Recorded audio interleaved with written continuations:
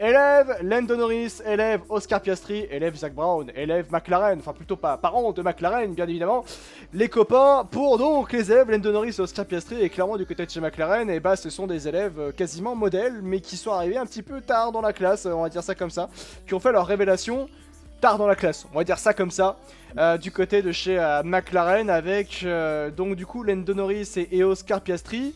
Et bah le début de saison a été compliqué, le début de l'année était compliqué pour McLaren, et puis derrière ça allait beaucoup mieux avec des podiums, des rythmes de course excellents, une monoplace qui est très décente et très bonne maintenant, qui est en constante amélioration dans la bonne direction, et surtout pour un jeune pilote, un rookie en Formule 1, c'est Oscar Piastri qui se montre comme un sérieux pilote pour les prochaines années en Formule 1. Un futur champion du monde, comme l'a dit d'ailleurs Zach Brown, tout simplement les copains. McLaren qui a aujourd'hui 2 potentiels futurs champions du monde, et vu d'où ils partent, c'est assez exceptionnel effectivement vu les choses qu'il est en train de réaliser McLaren. Oui, depuis l'Autriche, clairement, encore une fois pour pas mal d'écuries, là il y a 2 saisons, dans la moitié de saison, il y a 2 parties claires et nettes. Là je pense qu'on peut pas faire plus scindé sur cette première partie pour McLaren. Maintenant, comme tu l'as dit, une paire de pilotes effectivement où on s'attend à beaucoup de choses pour eux dans l'avenir. Piastri a fait au final que confirmer les attentes que beaucoup avaient aussi en lui. Finalement, où avec du bon matériel, il est capable de faire de grandes choses. Oh oui. Clairement, on l'a vu très performant, on le voit par moments supérieur à Lando Norris. Aussi, ce qui ne doit pas forcément plaire à Lando évidemment, mais ce qui fait plaisir à voir pour un jeune comme Piastri. On a une doublette de pilotes franchement qui est très intéressante, qui est très forte globalement, qui je trouve aussi se complète bien. Oui, finalement j'avais cette peur moi au début. J'avais cette peur pareil, que ça complètement. Au final, tu te rends compte qu'on a Norris qui est forcément, on va dire, la tête d'affiche, et puis Piastri qui va être le petit rookie qui explose tout, mais qui reste quand même beaucoup team player, qui reste très calme, très posé, qui aide beaucoup aussi forcément à cette sérénité et cet optimisme qui dégage de cette écurie. Globalement, je pense que Piastri dans l'écurie fait énormément de bien à tout le monde. Et voilà, une fois que tu as la voiture entre les mains qui fonctionne, qui performe, tu sais que tu peux compter sur ces 2 pilotes-là. C'est sûr, le Grand Prix par exemple de Belgique a été très compliqué malheureusement pour Oscar Piastri. Norris après derrière a fait ce qu'il pouvait faire de mieux sur cette course, à savoir remonter et finir P7. Donc malgré une course très compliquée, en soi ça finit devant Alpine, où tu te dis qu'Alpine pourra peut-être enfin grappiller le peu de points, effectivement, hypothétique, sans McLaren, mais au final non, même dans des moments compliqués, ça va quand même chercher des points, et c'est bien.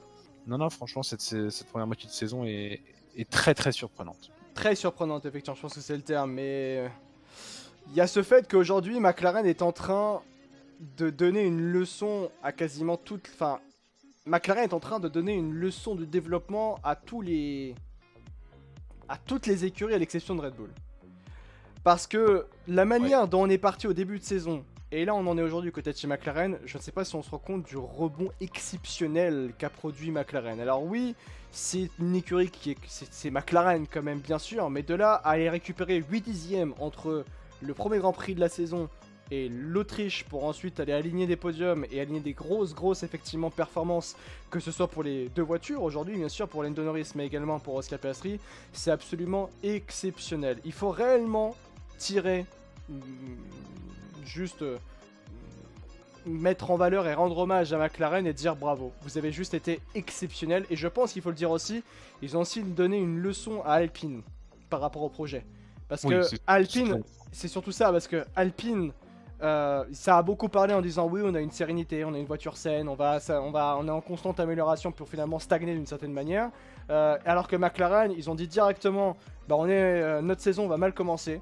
notre saison démarrera même plus tard par rapport au premier Grand Prix de la saison. On est en train de travailler sur une monoplace réellement décente, réellement importante, avec des grosses améliorations pour être enfin dans la bonne direction. Et ils ont parlé, ils ont avoué les choses, ils ont dit qu'on n'était pas prêt du côté de chez McLaren. Et maintenant, regardez où est-ce qu'on est aujourd'hui du côté de chez McLaren. C'est une leçon, d'une certaine manière, de développement et peut-être d'humilité à certains égards, à certains moments pour McLaren, qui a avoué littéralement, on n'est pas prêt, mais on sera prêt à ce moment-là. Et regardez les résultats aujourd'hui qu'on a du côté de chez McLaren, de multiples podiums, podium national pour Lando Norris et donc pour McLaren aussi également, avec une P4 de Piastri en Grande-Bretagne. Piastri aussi qui s'est montré extrêmement performant du côté de la Belgique en qualification, en sprint shootout, mais également en sprint, bien sûr les amis. et même Lando Norris aussi, même face à l'adversité qui a réussi à remonter aussi également du Grand Prix de Belgique. C'est quand même exceptionnel ce qu'est en train d'accomplir McLaren dans cette saison 2023 de Formule 1, ce début de saison 2023 de Formule 1, surtout vu de là où elle partait. Masterclass de McLaren réellement cette première partie de saison par rapport à la manière dont ils ont fonctionné, au processus et la manière de se régénérer et de se rattraper par rapport au début de saison qui avait été, au tout début de saison qui avait été raté pour McLaren. Mais c'était pour certainement mieux rebondir. Tellement triste pour Piastri au Grand Prix de Belgique. Eh oui, je peux comprendre, Bishop, bien sûr. Quand je pense qu'en début de saison, je les voyais derniers aussi, Tom, effectivement. Je pensais que ça allait être un flop de cette saison, moi aussi, nous dit Brack Magic. Mais c'est vrai, et c'était compréhensible de voir ça ainsi. Je croyais tellement, pas honnêtement, nous dit Lim dans le chat. J'ai un petit peu les messages, bien sûr. Après, attention à ce qu'on voit, pas un coup de chance de développement. Faut pas oublier que les de voitures que McLaren nous a pendues depuis 2 ans. Ouais, mais là, quand même. Il y a tout qui laisse penser que ça va aller enfin dans la bonne direction. Bah, il y a un motif d'espoir, c'est sûr. Enfin, c'est même plus de l'espoir. C'est que je pense qu'il y a eu des cierges posés à Lourdes pour avoir un step-up aussi élevé. On les voyait, franchement, oui, comme beaucoup le disent dans le chat. Moi aussi, hein, je les voyais vraiment une saison catastrophique, limite retourner au début de l'ère Honda à ne rien faire, à végéter, à prendre un point ou deux à droite à gauche. Et se contenter de ça et sans plus. Et au final, bah, il y a eu ce réveil, de développement, comme tu l'as dit, il y a eu cette lucidité, cette franchise aussi de la part de McLaren, je pense qu'il leur a fait du bien. Par Andrea Stella, hein, bien sûr. Andrea Stella, le patron de chez McLaren cette année, qui a été tout de suite très honnête et qui n'aime pas trop les caméras, qui lui est un gars qui bosse dans l'ombre, et bah, ça peut-être fait la différence. Mais je pense aussi que cette franchise a aidé aussi aux pilotes, parce que commencer la saison aussi loin, c'est frustrant. En soi, quand tu te mets par exemple dans la position de Lando Norris, où tu as été capable d'aller jouer des podiums, d'aller jouer des grosses positions, d'aller faire des pole positions et te dire que là tu commences la saison où tu vas faire P17, tu vas te prendre un tour, tu vas végéter en qualif, tu vas rien faire, t'as pas de rythme, t'as pas la voiture qui te convient, lui faire comprendre que t'inquiète pas, ça va arriver, on va tout optimiser et on va mettre full développement pour que à partir de l'Autriche ou même Silverstone, plus Silverstone, on va tout capitaliser là-dessus et on va faire en sorte que ça marche. Faut les garder motivés, les pilotes. Donc c'est en ça aussi que le board de McLaren a plutôt bien géré la chose. C'est de garder ces pilotes-là motivés pour que, une fois que la voiture arrive et que les développements fonctionnent, encore une fois, heureusement qu'ils ont fonctionné, ces évolutions-là, et que tu aies des pilotes motivés, surmotivés comme jamais et qui est fin et qui n'ait pas perdu la hargne et l'énergie. Et là-dessus, c'est très très fort. Maintenant, petite interrogation aussi sur moi. C'est que si ça s'était arrêté qu'à ça, ok, je veux bien.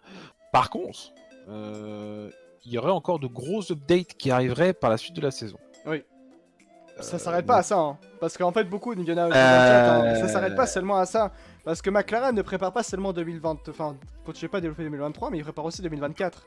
Parce qu'en ayant commencé tard, on pense réellement à 2024 aussi. Hein. Mais d'accord.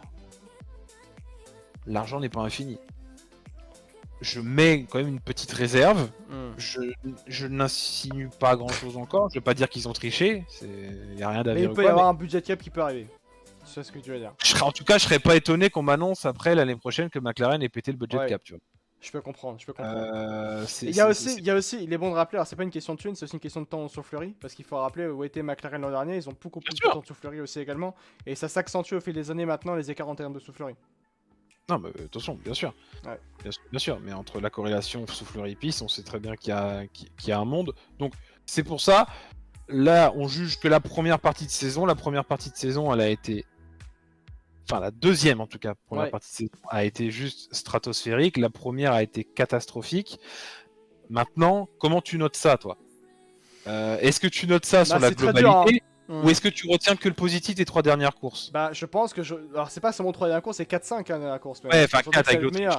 Mais tu vois ce que je veux dire ? C'est parce que il y a eu ce discours franc en début de saison qui nous dit on va rien faire en début de saison, mais ça n'empêche pas. Bah, vous savez quoi ? Dans la vie, on va remercier l'honnêteté, et c'est pour ça que je mettrai table d'honneur à McLaren. L'honnêteté prime. L'important, c'est pas de là où vous partez, c'est là où vous terminez. Comme dit Nick De Vries, comme le dit très bien Nick De Vries, la vie. Ce n'est pas une destination, c'est un voyage. Et bah là, c'est exactement pareil avec McLaren. L'honnêteté a primé. Et grâce à cette honnêteté-là, McLaren a retrouvé les sommets. Est en train dans une bonne direction pour se remettre dans la direction vers les sommets. Et c'est pour ça que je mets table d'honneur à McLaren. Ouais. Faut t'avouer à moitié pardonner, comme on dit. Exactement. Et bah t'as trompé ta meuf, et bah elle va quasiment te pardonner. Voilà, c'est exactement ça. Non, ne faites Parce pas que ça. j'ai dit, mais... Ne faites pas ça, les amis. Ne faites jamais ça, bien sûr. C'est pas bien de tromper, ne faites jamais ça. Après, McLaren, c'est pas comme Alpine à apporter des améliorations à chaque Grand Prix, donc normalement, c'est bon pour le budget cap. Peut-être, effectivement, à Rugby. Mais voilà, pour moi, c'est tableau d'honneur du côté de chez McLaren. Le bilan, c'est qu'ils sont bons. C'est ça, en fait, VMAX. Je suis d'accord avec toi. Le bilan, c'est que là, maintenant, ils sont bons. Pour moi, tableau d'honneur pour McLaren, et ça va bien. Et même pour les pilotes, aujourd'hui, et je pense que pour les pilotes, ça peut être sûrement les pilotes qui vont avoir les meilleures notes de la saison, d'ailleurs. De la mi-saison, en tout cas, pour moi.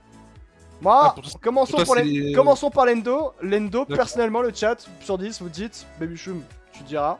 Pour moi, Lendo, c'est facile, 8 sur 10.